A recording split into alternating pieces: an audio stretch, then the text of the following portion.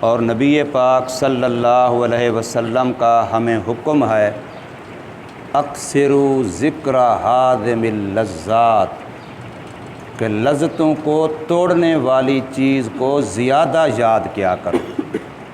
اور کون ہے وہ؟ فرمایا لذتوں کو توڑنے والی چیز وہ موت ہے۔ اس لیے ہمیں سرکار مدینہ صلی اللہ علیہ وسلم کی طرف سے حکم ہے کہ ہم موت کو کثرت سے یاد کیا کریں۔ اور موت کے وقت میں نے عرض کیا تھا کہ ایک تو مرنے والے کا حق ہوتا ہے ہمارے ذمے، جس کو ہم ایصال ثواب کہتے ہیں، جس کی کچھ باتیں پچھلی 2 مجلسوں میں عرض کی گئی ہیں۔ اب دوسرا حق ہمارے ذمے ہوتا ہے اہل میت کا، خاندان میت، میت کے گھر والے، میت کے اولیاء، میت کے ورثاء، جس گھر میں فوتگی ہو گئی ہے ان گھر والوں کا بھی ہم پہ، دوسرے محلے والوں پہ، رشتہ داروں پہ حق ہوتا ہے۔ وہ حق یہ ہوتا ہے کہ ہم نے ان کے غم کو ہلکا کرنا ہے، ان کے غم کو بانٹنا ہے، ان کے غم میں اپنے آپ کو شریک کرنا ہے تاکہ ان کا غم ان کے لیے ہلکا ہو جائے۔ اس کی پہلی تعلیم ہمیں دین نے یہ دی ہے کہ آپ ان کے گھر میں 3 دن تک کھانا پہنچاتے رہیں۔ حضور صلی اللہ علیہ وسلم نے اپنے صحابہ کرام سے ارشاد فرمایا کہ فلاں گھر والے غم زدہ ہیں، لہٰذا تم ان کے گھر میں کھانا تیار کر کے پہنچاؤ، ان کو کھانا تیار کرنے کی نوبت ہی نہ آنے دو۔ وہ خود ہیں یا ان کے کوئی گھر میں مہمان آئے ہوں تو وقت سے پہلے اہل محلہ، قرب و جوار والے ان کے گھر میں کھانا تیار کر کے پہنچائیں، وقت سے پہلے۔ یہ نہ ہو ان کو یہ حکم نہیں ہے کہ تم نے کھانا پکانا نہیں ہے، ہم نے یہ سمجھ لیا ہے کہ میت والوں نے اپنے گھر میں آگ نہیں جلانی، ان کے گھر میں آگ جلانا شرعاً منع ہے۔ یہ مسئلہ نہیں ہے، مسئلہ ہمارے لیے ہے کہ ہم وقت سے پہلے ان کے گھر ان کی ضروریات پہنچائیں، کھانے پینے کی، ان کو اس بات کی ضرورت ہی محسوس نہ ہونے دیں کہ ان کے بچے بیچارے رو رہے ہوں کھانا، ان کے بچے ضرور مانگ رہے ہوں اور ہم کہیں کہ وہ آئے گا تو پھر دیں گے۔ ان کے لیے پکانا بھی جائز ہے، آگ جلانا بھی جائز ہے، ان کے لیے منع نہیں ہے، لیکن مسئلہ ہمارا ہی کہ ہم ان کو اس کی نوبت نہ آنے دیں، پہلے ہم ان کا انتظام کریں، اپنے گھر میں اپنے سے پہلے ان کے کھانے کی تیاری کریں، اپنی ضرورت سے پہلے ان کی ضرورت پوری کریں تاکہ وہ اور ان کے بچے، ان کے مہمان اس بات کا انتظار نہ کریں کہ کھانے کا وقت ہو گیا، ہم نے پکایا بھی نہیں ہے، کسی نے بھیجا بھی نہیں ہے۔ ان کو پریشانی، ان کو صدمہ ہے، وہ صدمے کی وجہ سے کھانے پینے کی طرف متوجہ نہیں ہو سکیں گے۔ ہماری اخلاقی ذمہ داری لگائی گئی ہے کہ ہم ان کے گھر میں 3 دن تک کھانا پہنچاتے رہیں۔ اب اس سے ہم نے یہ مسئلہ بنا لیا کہ جی ان کے گھر میں 3 دن آگ جلانا ہی منع ہے اور 3 دن ان کے گھر سے کھانا ہی منع ہے، حالانکہ نہ ان کے گھر سے کھانا منع ہے اور نہ ان کے گھر میں آگ جلانا منع ہے۔ مسئلہ اصل یہ تھا کہ ہم ان کو آگ جلانے کی نوبت نہ آنے دیں اور ہم ان کا مہمان بننے کی کوشش نہ کریں، بلکہ ان کو اپنا مہمان سمجھیں اور ان کے گھر میں تیار شدہ کھانا پہنچائیں۔ ہمیں اسلام نے یہ تعلیم دی ہے۔ یہ پہلی بات تھی۔ دوسری بات یہ کہ چونکہ غم تازہ ہے ان کا، لہٰذا 3 دن کے اندر اندر ہم ان سے ملاقات کریں، 1 دفعہ کریں، 2 دفعہ کریں، ان کے ساتھ اٹھیں، ان کے ساتھ بیٹھیں، ان کے ساتھ ایسی ایسی باتیں کریں جس سے ان کو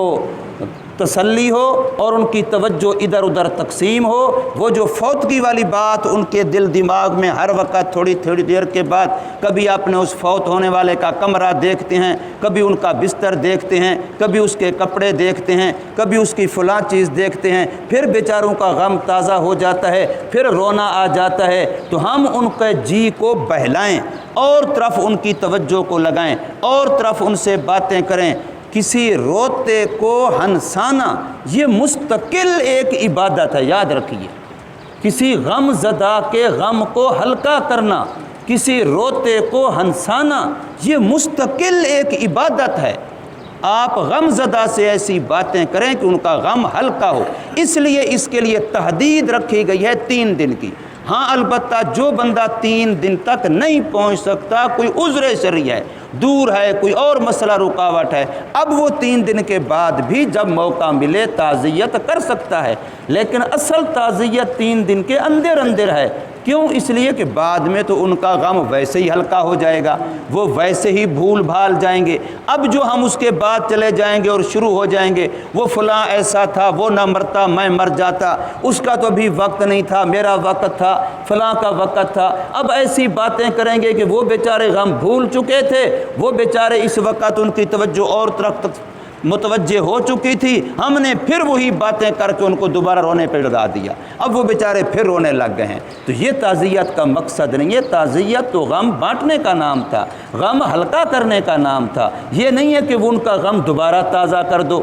جیسے عورتوں کی بعض دفعہ عادت ہوتی ہے، ایسی ایسی باتیں آ کے کریں گی کہ وہ نہ رونے والا بھی رو دے گا، تو یہ تعزیت نہیں ہوتی، یہ تعزیت کے مقصد کے خلاف ہے۔ شریعت کی تعزیت کا جو مقصد ہے شرعاً، وہ غم کو ہلکا کرنا ہے۔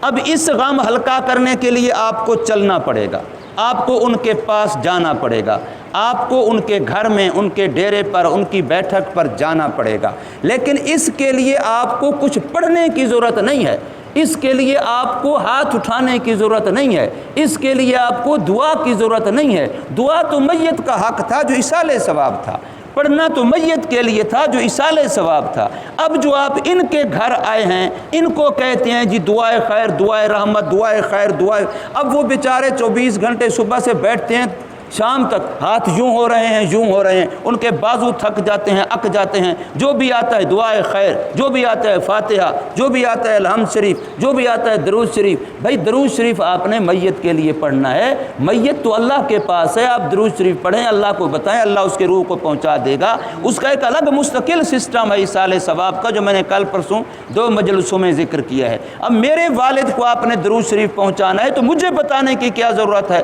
میرے گھر والا میرے میت کے لیے آپ نے پڑھنا ہے تو مجھے بتانے کی کیا ضرورت ہے کہ بھی دعا کرو؟ دعا کے لیے میرے پاس آنے کی ضرورت نہیں ہے، درود شریف پڑھنے کے لیے میرے پاس آنے کی ضرورت نہیں ہے، مجھے بتانے کی ضرورت، میرے پاس آپ ہیں تعزیت کے لیے، میرے پاس ہیں میرا غم ہلکا کرنے کے لیے، تو میرے ساتھ ایسی باتیں کریں، 1 منٹ بیٹھیں، 2 منٹ بیٹھیں،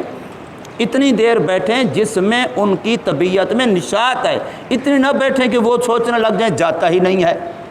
جیسے حضور نے ارشاد فرمایا صلی اللہ علیہ وسلم، مریض کے پاس جاؤ تو جلدی واپس ہو، مریض پر بوجھ نہ بنو۔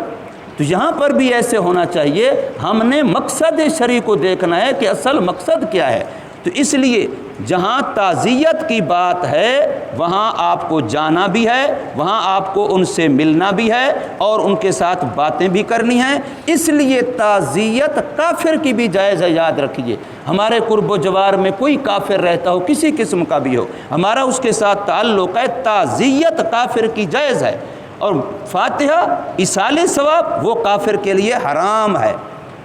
تعزیت کافر کی جائز ہے، کوئی اگر آپ کے قرب و جوار میں عیسائی رہتا تھا، کوئی آپ کے قرب و جوار میں یہودی رہتا تھا، کوئی ہندو رہتا تھا، کوئی سکھ رہتا تھا، کوئی اور قسم کا کافر رہتا ہے، ان کی فوتگی ہو گئی ہے، اور فوتگی نہ بھی ہو، کوئی اور نقصان ہو جائے، تعزیت اس کی بھی ہوتی ہے، اللہ نہ کرے کسی کا کوئی مالی نقصان ہو جاتا ہے، آگ لگ گئی ہے، فلاں ہو گئی ہے، تو ہم افسوس کے لیے جاتے ہیں اور جانا چاہیے، اور اسی کا نام تعزیت ہے۔ تو اس لیے تعزیت موت کے علاوہ دوسرے نقصان کی بھی جائز ہے اور تعزیت کافر کی بھی جائز ہے، لیکن ایصال ثواب وہ صرف اور صرف مسلمان کے لیے ہے، اور ایصال ثواب اتنا عام ہے کہ اس کے لیے 3 دن نہیں ہے، اس کے لیے آپ کو چل کے جانے کی ضرورت نہیں ہے، اس کے لیے آپ کو ان کو بتانے کی ضرورت نہیں ہے کہ میں نے آپ کی میت کے لیے قرآن مجید پڑھا ہے، اس کو بخشا ہے، اس کے بتانے کی ضرورت نہیں ہے، وہ تو آپ نے اللہ کے لیے کیا ہے، اس میں ریا والی بات نہ آنے دیں، مخلوق کا عمل دخل اس میں نہ ہونے دیں،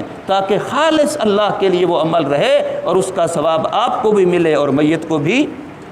ملے۔ اس لیے ان دونوں چیزوں کو کہ میت کا حق الگ ہے اور اہل میت کا حق الگ ہے، ان کو الگ الگ سمجھنا چاہیے اور سمجھ کے اس کے مطابق عمل کرنا چاہیے تاکہ ہمیں بھی فائدہ ہو اور ان کو بھی فائدہ ہو۔ اللہ تبارک و تعالی ہمیں سمجھ نصیب فرمائے اور عمل کی توفیق دے۔